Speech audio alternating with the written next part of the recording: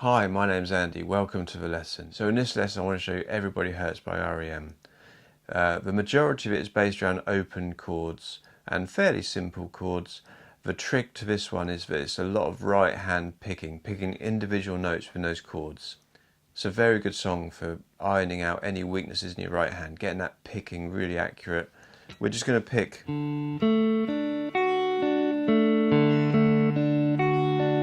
so lots of individual notes, no strumming to start with. Most of it is very simple in theory, it just follows up and down patterns in the chords. So on the first chord, the start of the song, we start on a D major chord. So as always, make sure your fingers are nice and close to the frets. Don't want any rattly notes or buzzing notes. And we just want to pick up all four strings in that chord. So the D string, G string, B string to the high E string. And then work our way back down, B string, G string. And when we're counting this time-wise, this song is in 6/8. Most rock and pop songs are in 4 beats to the bar. We count 1, 2, 3, 4. But this song, we're in 6. We go 1, 2, 3, 4, 5, 6. 1, 2, 3, 4, 5, 6. And we pick one string on each beat. So 1, 2, 3, 4, 5, 6. 1, 2, 3, 4, 5, 6.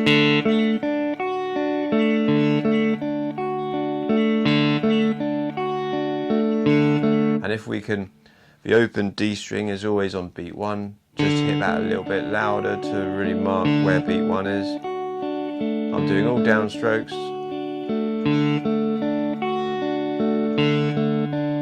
You could do upstrokes. But I would do going up that way, all downstroke. And as I come down, upstroke, downstroke.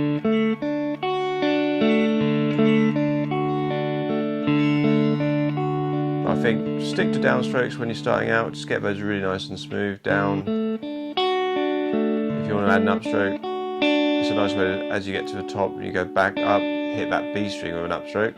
Everything else is a downstroke.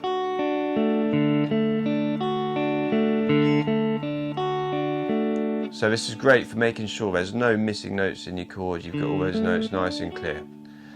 Then we change chord, it goes to a G. If you've seen my channel before, I always play G like this. I tell everyone, especially beginner guitarists, play G with your second, third and little finger. And you'd strum it like that. But in this song, because we're going from this chord, it's kind of I always call it the American version of G. We're going to have 2 notes on top instead of 1. So instead of having the open B string, we have our third finger covering that B string at the 3rd fret. And we don't need to worry about this finger coming on, because our picking, when we're playing the open chords, we're always picking the highest 3 strings, starting with the bass note, the root note of the chord. So this is a G chord, there's our G, the lowest D string. So we want that to be our lowest note, because that's the name of the chord. We don't hit the A or the D string, then we move up to the same top 3 strings. So we played on the G chord, on the D chord, now we play on the G chord. So we've got the G is our lowest note, that note is G, 3rd fret on E string, open G string, B string, which we're fretting at the 3rd fret, E string, 3rd fret, little finger, and then back down B string, G string. So the picking is always the same. You're always picking the bass note or the root note of the chord, followed by the highest 3 strings, and then back down. But obviously the D chord, the D string's open. When we go to G chord, the 3rd fret on the E string, that's our note G, that's our lowest note, we want to hit that first. So when we skip the D string to those top 3 strings, all downstrokes, or an upstroke on the B string.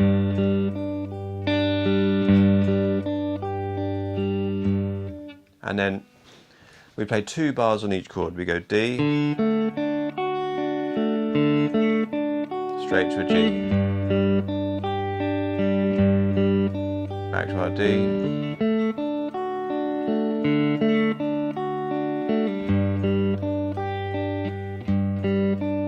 that keeps repeating round and round and round. So when we're changing chord, it's quite easy to change, because this D chord shape, our little finger is kind of almost in position to just slot in place onto that 3rd fret.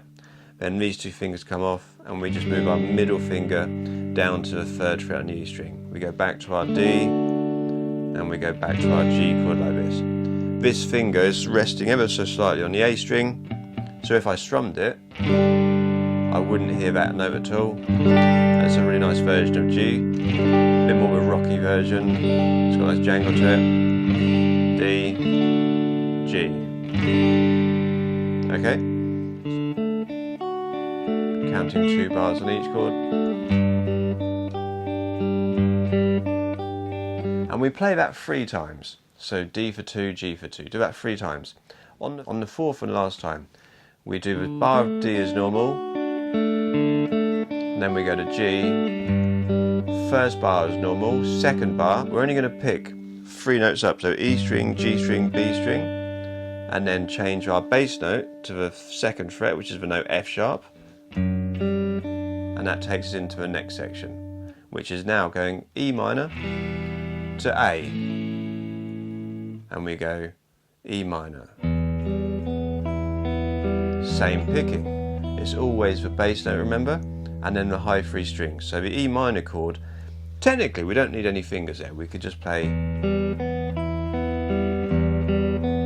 But it's always risky to do that, because if you hit a wrong string by mistake, the note won't be in the chord. If we keep our fingers in the chord shape, if we do hit a wrong note by mistake, it won't sound terrible, because at least it will be in the chord. But really we want to hit that low E string, G string, B string, E string. But all those notes are open if you look at the tab. Then we go to an A major chord.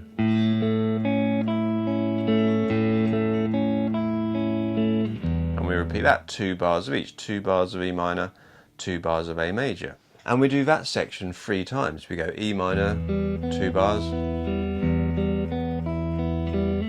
A major. Always those top 3 strings. Bass note and top 3 strings.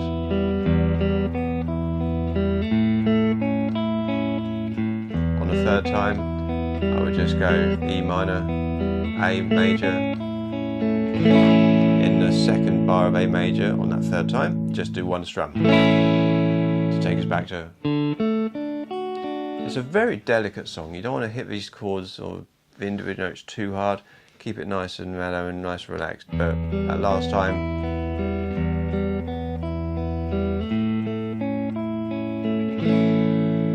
back to the beginning.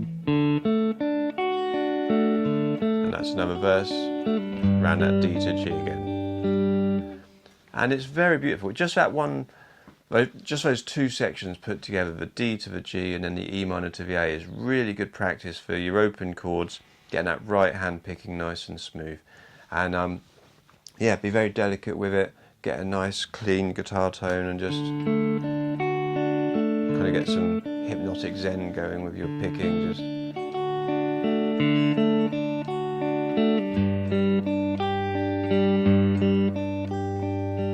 last time, going to the next section.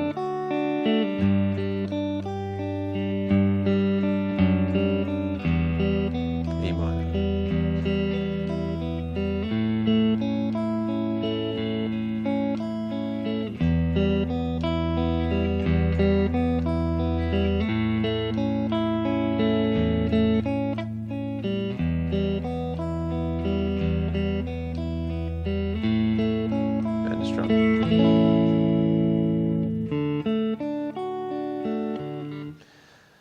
So once you do that a couple of times, the next section, because I'm going to keep this quite simple, we need bar chords if we're going to do the picking. So we're just going to do power chords, and there's actually a couple of guitar parts and some strings on the record.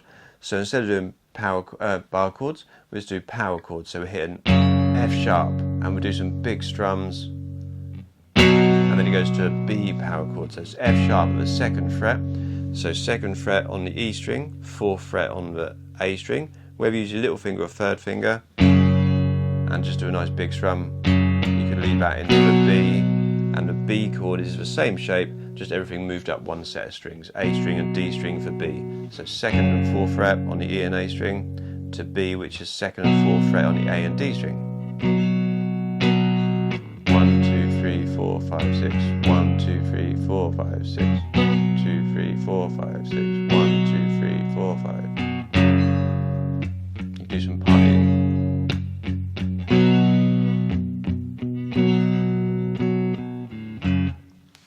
And it's just very simple, that bit, but it's much easier with bar chords. We'll leave those for now. So then it changes, it goes to a C major chord. You can keep strumming. I call it my normal version of G. Then it goes down a little passing note to A minor. So that is just going C, then take our third finger off, move this second finger down to the A string, and A minor. But really we want to hit just that bass note B into the A minor chord. So C, bass note, A minor. And on that chord, just a nice stop to get back.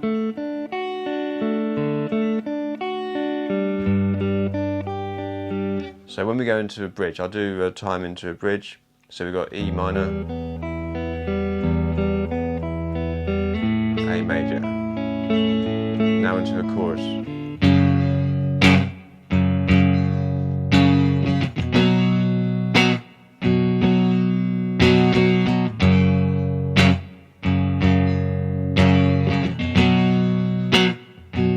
And then a C.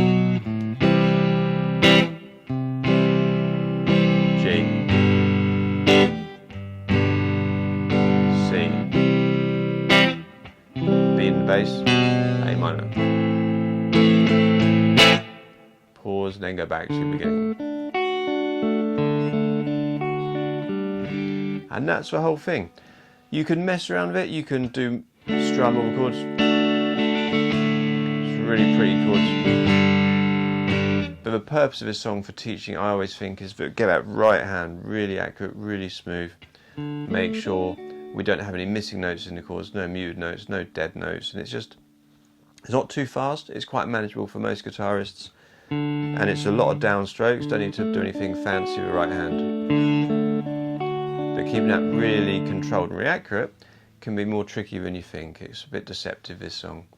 And then we've got those little power chords in the middle section, which are very brief, getting us into more open chords at the end to round it off. But yeah, have fun with it, play along with it, always play along with songs you learn. Just put them on Spotify or YouTube, whatever, or buy the CD, you know, and old school. And yeah, play along with it, get the timing really smooth. If you don't do that, you know, count really accurately, use a metronome. Time is always really important. It's very important to play in time because it just makes everything sound nice and more accurate and better. So I hope you enjoyed it. Have fun practicing it. Let me know in the comments any other favourite R.E.M songs. I'll see you again soon. Give me a like, give me a comment, give me a thumbs up.